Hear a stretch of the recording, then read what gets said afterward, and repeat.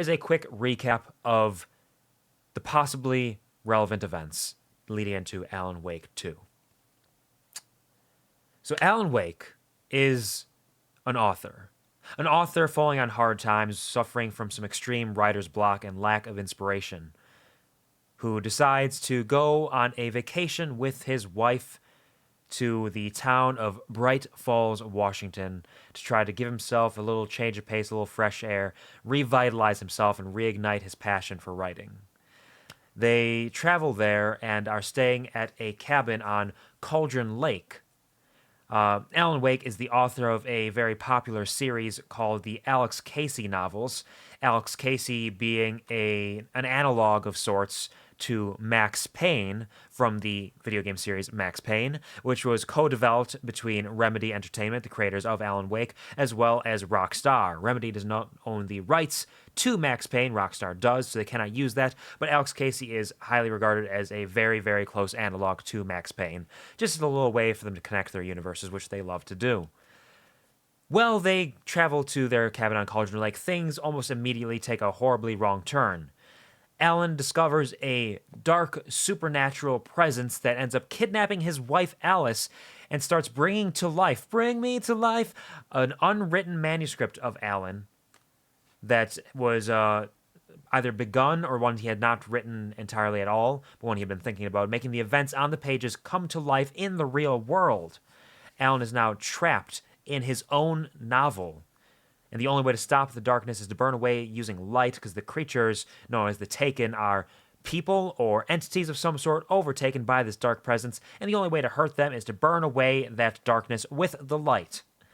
While he is traveling to try to take care of this, save his wife, and find an end to the dark presence, he is pursued by the local police and an FBI agent named Nightingale, who's convinced that Alan is attempting to conspire to murder a federal agent and pursuing him. As Alan tries to fight back against this and save Alice, he meets up with his best friend and agent, Barry Wheeler, a comedic relief character, but also one with a good heart. He's a fun guy. We love Barry.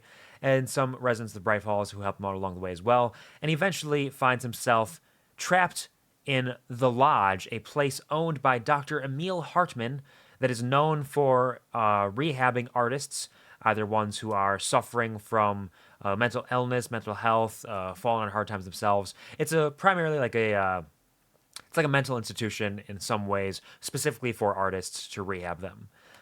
Before long, Alan discovers that Hartman is trying to manipulate him in order to take control of the dark presence for his own gain, to gain powers from it.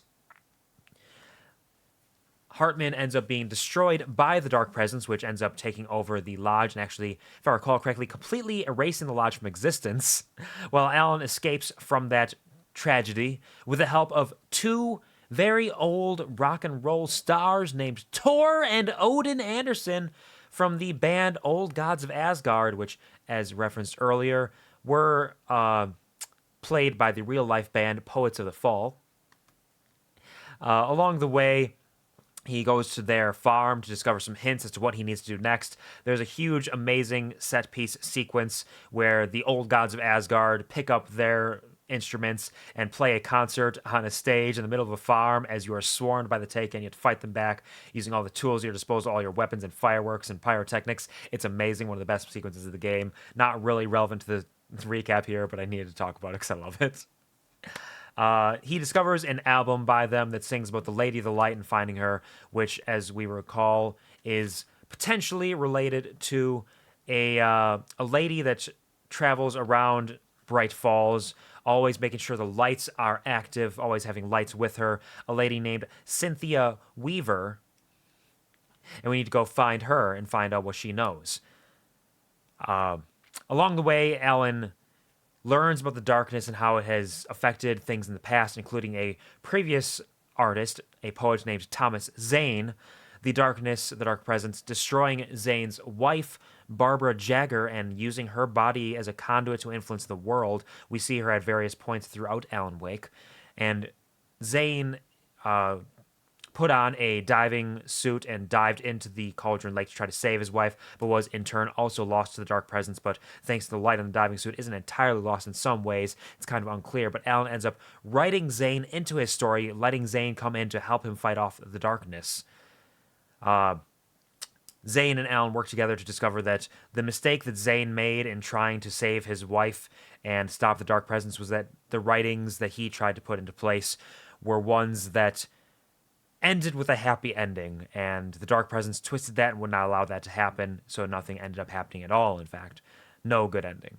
So Alan realizes that what he needs to do is create an ending that may not be a happy ending, but will end up resolving things in some way. So Alan travels to Cynthia Weaver, who has been maintaining all the lights in Bright Falls for decades because she was aware of the dark presence from before, and she's been keeping an item safe in a well-lit room, a room with so many light bulbs all over the place there's not an ounce of shadow in it, the item being the clicker. It's pretty much just a light switch from Alan's childhood that he wrote into the story, which ended up becoming real life because he wrote into the story, and the dark presence makes his writings real. So he takes this clicker, and he travels back to Cauldron Lake, uses the clicker to severely hurt the darkness, enough to pull Alice out of the dark place that she was trapped in.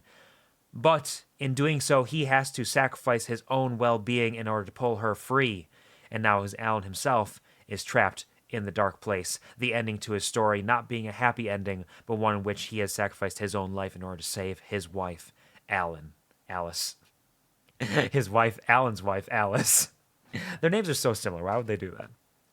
And that's where it ends, with Alan trapped in the dark place, and his last line being, "It's not a lake, it's an ocean." A vague line that a lot of people will consider what it could possibly mean. Many people do think that what it means is that the dark presence is not actually contained exclusively to Cauldron Lake, but has the potential and the danger to change and influence the world at large, or possibly much larger than just Cauldron Lake. So it is a very, very large danger. There are 2 DLCs for Alan Wake, the Signal and the Writer. In these DLCs, there's not a whole lot of details that come out. It's mostly just kind of exploring what Alan is kind of suffering through in the dark place, a realm that constantly shifts reality and changes the features of the world and bombards him with presences and imagery that kind of tortures him in some way. Along the way, his consciousness is split in 2, his rational self fighting to get back to his body and retake control, while another part of himself, a doppelganger known as Mr. Scratch, embodies everything that Alan hates about himself, his ego, his dark desires, etc., and he fights off against Mr. Scratch in these DLCs, ends up regaining control and remaining trapped in the dark place at the end of all that. And that's where we pick up with the spin-off, Alan Wake's American Nightmare, of questionable canon, but I believe that they have recently come out and said it is canon and is relevant. It's a spin-off, and it deals with Alan writing into reality the location Night Springs, Arizona, as seen in the TV show Night Springs throughout Alan Wake, basically a Twilight Zone ripoff. He writes this into reality, and in some loophole, he is able to escape from the dark place to travel through this town specifically, and he uses that to try to find some sort of leverage to get himself out of the dark place. But in doing so, he also is trapped in a time loop, very likely put together by Mr. Scratch himself to keep Alan trapped and tortured. Alan uses his powers to fight back the time loop, to change the way that the time travels, to use the people of the town to kind of get himself to a place where he can make a difference. Along the way, we find that there are some things that are happening in the real world, potentially, whether they're real or whether it's Mr. Scratch just fucking with Alan, it's unclear, but it seems like Mr. Scratch can himself manifest in the real world beyond Alan's control, and has been doing things like committing murders, causing all sorts of mayhem, and torturing Alan's wife, Alice, appearing to her every once in a while to make her think that she's going insane. He creates the time loop to trap Alan in the dark place, and Alan is able to overcome that. We discover that Alice has created a film as a love letter to her husband, who she believes is dead. Barry has taken over as an agent for the old gods of Asgard and is producing a new album. Good for them. There's just little like fun facts about the world that aren't entirely relevant, kind of interesting, and could be possibly true if we find that out in this game here. At the end, it's unclear whether the things that happened there actually happened or whether it was more hallucinations and twisting of reality by the dark place. But Alan is still trapped in the dark place by the end of that. But it's hard to say what will happen then. And that's all of Alan Wake. But that's not all that is relevant. Because then in comes Control, my favorite game in the Remedy universe. It is fantastic. It's essentially an SCP type game. The Federal Bureau of Control gathers objects of power or. Oh, I'm forgetting the term for it. Jeez. Altered items and monitors altered world events to make sure that things are in control, as it were. Main character is Jessie Faden. She is chasing after her brother, who was lost ages ago in an altered world event, and she enters the Bureau of Control, becomes the director through a series of wacky hijinks, if you can call it that. But the important details about this are the fact that there's a DLC for Control called AWE, which stands for Altered World Event, but is also a bit of a twisting play on words, because it could also refer to the Alan Wake event. Ooh. Because this DLC involves the Altered World event that happened in Bright Falls, Washington. So everything that happened in Cauldron Lake, including the Dark Presence, what happened to Thomas Zane, and years later, Alan Wake, was all Altered World events monitored and aware by the Federal Bureau of Control, who operates from this place called the Oldest House. Great name, really cool. It's a building that constantly shifts and evolves. It's unreal. It is out of this world, and it is ran by the board, which is this upside down black pyramid. I don't know, it's just really cool stuff. I love Control. This is just me gushing about that, unrelated to Alan Wake. But through the DLC, you discover more about what happened with the Altered World event, including that Alan's wife, Alice, is seeing Alan, which is very likely just her seeing Mr. Scratch, potentially, but she's haunted by visions of him.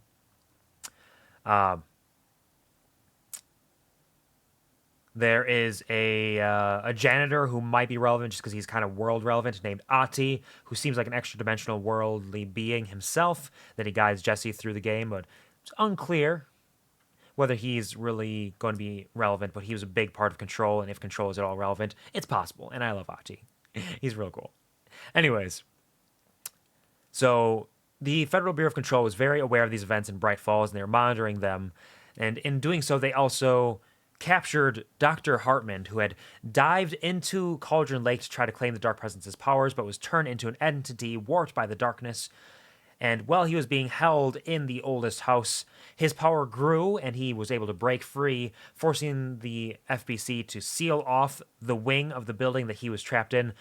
Then the Hiss invaded, which is the main antagonist in Control itself, a evil, malicious entity that is a resonance, a frequency that ends up controlling people and taking them over, and fusing with Dr. Hartman to create an even more powerful beast that you fight off in Control. He had a really neat design. He's like this very tall, slender creature with limbs stretching out far beyond and his ribs stretching out and poking out of his back almost like antlers. Horrifying. Really fantastic stuff. After you defeat him, the Alan Wake DLC ends with a little monitor blinking, indicating that there's a new Altered World event taking place in Bright Falls, but years in the future, i.e., Alan Wake 2 teased. So, unclear whether it will be relevant, but it could be, because Remedy does like to tie things together in that way, and they made it a part of Control. They do have another game called Quantum Break. I don't know if any of that will be relevant, and I have not played that, or I'm really particularly familiar with it, but it's always possible, because they're nuts. So there is your quick recap of everything that's relevant, possibly.